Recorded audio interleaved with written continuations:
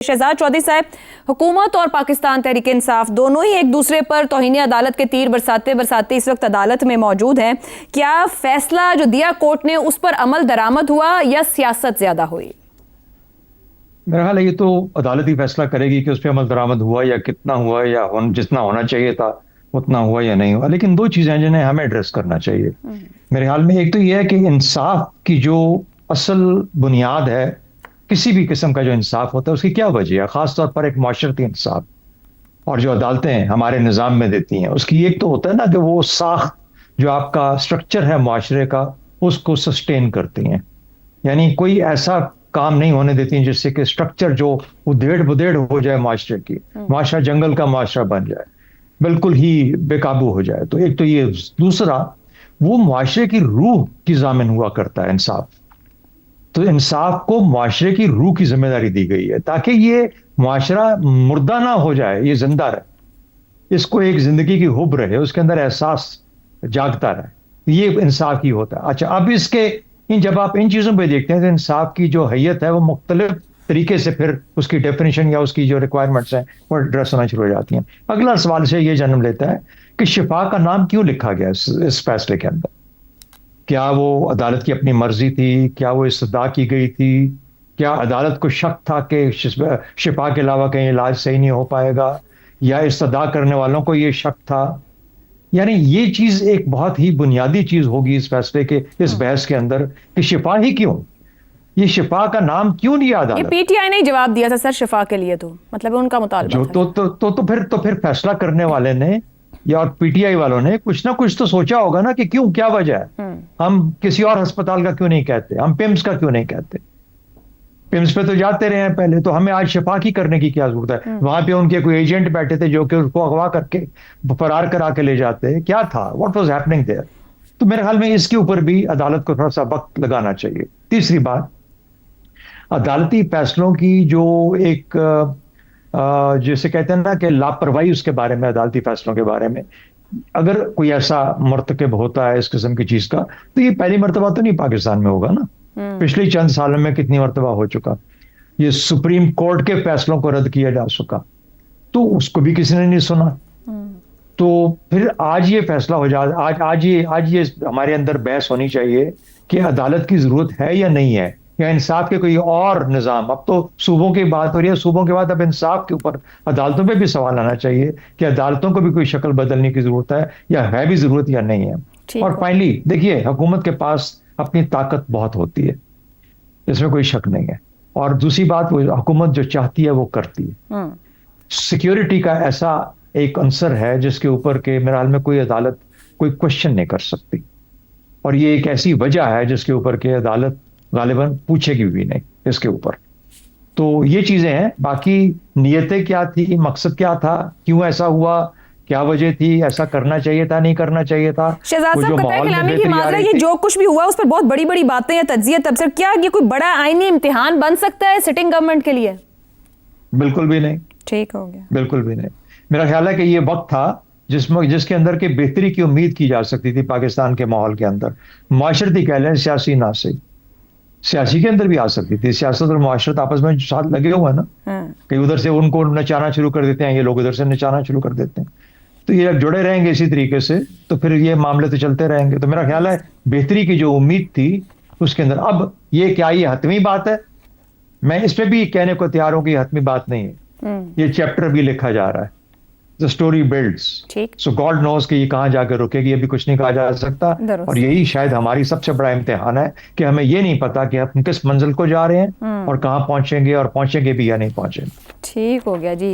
रज़ा रूमी साहब, वज़ीर आज़म, वज़ीर इत्तलात और वज़ीर क़ानून के खिलाफ तौहीन अदालत की दरख्वास्त दी है पाकिस्तान तहरीक इंसाफ ने।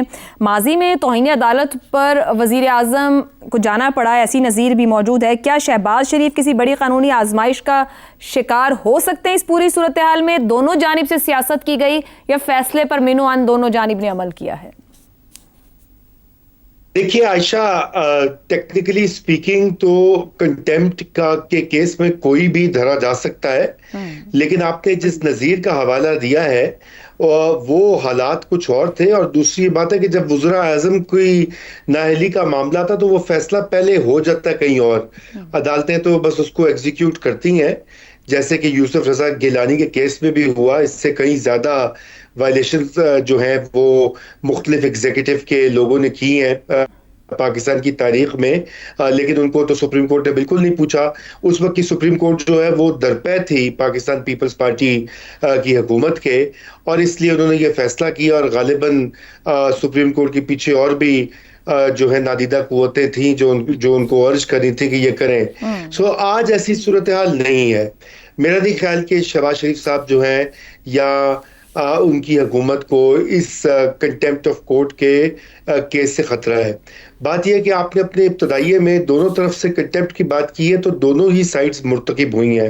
हुकूमत की गलती है कि जब अदालत ने एक हुक्म दे दिया है उनको शिफा इंटरनेशनल अस्पताल ले जाने का, तो वहां क्यों नहीं उनको ले जाया गया? और क्या अब हुकूमत का ये कहना जी सिक्योरिटी थी और ऐसा ऐसा था तो वैसा था। नहीं, मगर तो मसला ये सवाल ये भी है ना, मंगल को फैसला आ रहा है तो आप नजरसानी अर्लियर दायर कर दें। आप जो नजरसानी जुमे को दायर कर रहे हैं ये सब कुछ करने के बाद, तो आप पहले नजरसानी में क्यों नहीं चले गए? जी, मेरे ख्याल से एक तो ये गलती थी, और उस वक्त जो लोग वहां मौजूद थे अदालत में, देखिए उन्होंने भी जब अदालत ने ये बात कर रही थी और ये ऑर्डर दे रही थी तो उस वक्त उन्होंने भी इसको अपोज नहीं किया। बाद में आई थिंक उनको ख्याल आया कि ये गलत हो गया। कैदियों के ऊपर जो रूल्स होते हैं सरकारी, उसमें प्राइवेट हॉस्पिटल्स में हुकूमतें जो है वो गारंटी नहीं दे सकती, ना सिक्योरिटी की ना दीगर मामलात। और यहाँ तो एक साबिक वज़ीर आज़म का मामला है, पिटिशनर्स के वकला जो मर्जी कहे, वो तो ये भी कह सकते हैं कि जी लाहौर उनको शौकत खानम मेन अस्पताल में ले जाए या कहीं और ले जाए, तो वो इस तरह, ये तो अदालत का काम होता है ना कि उसको स्क्रूटिनाइज करे। तो जब इस्लामाबाद में इतना बड़ा सरकारी हॉस्पिटल पिम्स मौजूद है तो ये भी समझ से बालातर है कि सुप्रीम कोर्ट जैसी आला अदालत और उसके मोअज़्ज़िज़ जज साहिबान किन ग्राउंड्स के ऊपर एक प्राइवेट हॉस्पिटल में एक कैदी को जाने की का ऑर्डर दे सकते हैं। चलिए ये बहस छोड़िए, अब बात ये होती है कि हुकूमत ने ये गलती की है और मेरे ख्याल से उसका अजाला उनको करना पड़ेगा। मेरा नहीं ख्याल कि वो कोई बहुत ही सीरियस इसके नताइज निकलेंगे। अलबत्ता सियासत खूब होगी, मीडिया में खूब ये केस चलेगा, हेडलाइंस बनेंगी, कोई दर्जनों वीलॉग नशर होंगे दिन ब दिन, और खूब सारे यूट्यूबर्स जो हैं इसके ऊपर कयास आराइयाँ करेंगे। दूसरी जानिब पाकिस्तान तहरीक इंसाफ ने भी जिस अंदाज से उनकी बीमारी की डिटेल्स, जो कि कोर्ट ने प्रोहिबिट किया था कि आप उनकी बीमारी के ऊपर सियासत नहीं करेंगे, और उनकी मेडिकल रिपोर्ट और दीगर मालूमात, ये लफ्ज है मैंने देखा, डबल चेक किया जी, वो शेयर नहीं करेंगे। यहाँ तो हमें ये भी ब्लड प्रेशर का पता लग गया कि 2 बार चेक हुआ था और 120/80 था उनकी हमशीरा डॉक्टर उस्मा के बकौल, और ये कि बाकी उनकी सेहत भी ठीक है, उनकी आंखें भी ठीक है। तो फिर ये बड़ा सवाल तो ये पैदा हो जाएगा कि फिर ये सारा ही मामला अदालत में क्यों गया, ये मेडिकल अटेंशन किस चीज की थी? अगर उनकी सेहत बिल्कुल ठीक है, उन्होंने जो बात कही, उन्होंने कहा जी उनको एंजाइटी का इशू है क्योंकि वो अकेले हैं, उनका ह्यूमन कांटेक्ट कम है वगैरह वगैरह। अब इसको जांचने की जरूरत है, इस पर इन्वेस्टिगेशन होने की जरूरत है। तो बात यह कि दोनों साइड से ही रज़ा रूमी साहब, सुहेल अफरीदी साहब ने प्रेस कॉन्फ्रेंस में बोला कि अदालती फैसलों पर अमल दरामद करना है या अदालतें बंद करनी है, ये महज सियासी गरज थी, हद से तजावुज। क्योंकि मैं दोनों जानिब रख रही हूँ कि इस अहम मामले पर कहीं ना कहीं सियासी अप्रोच इख्तियार की गई है। 200% सियासी अप्रोच इख्तियार की गई है। पूरे का पूरा मामला ही सियासी है।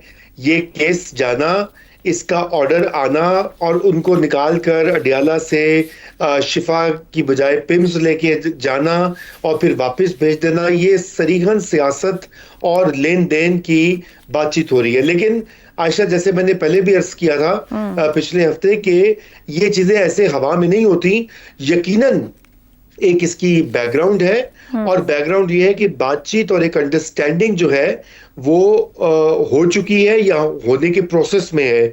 तो ये अब आगे आगे देखिए होता है क्या, क्योंकि ये दोबारा से जब ये कोर्ट में मामला जाएगा, कोर्ट फिर से ऑर्डर करेगी, तो फिर अस्पताल मुंतकिली होगी, अस्पताल मतलब वो सब कुछ तो होगा। शहजाद साहब ने कहा कि अभी चैप्टर्स लिखे जा रहे हैं, मतलब मैं को स्टोरी कंटिन्यूज, तो अभी तो बहुत कुछ आना बाकी है इस नॉवल के कंप्लीट होने तक।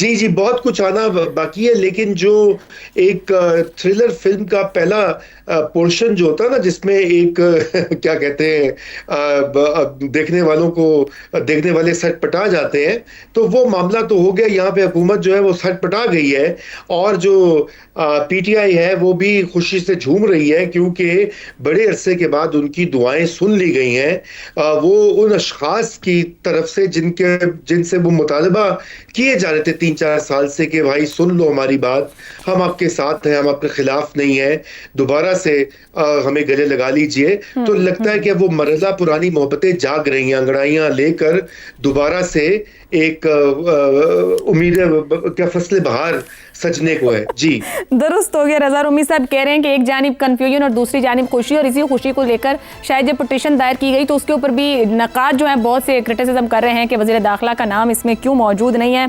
मगर हम यहीं तक कहते हैं कि फिलहाल ये स्टोरी अभी आगे बढ़ेगी, यानी कि स्टोरी कंटिन्यूज़ है, चैप्टर लिखे जाएंगे, हमारी भी गुफ्तगू जारी रहेगी।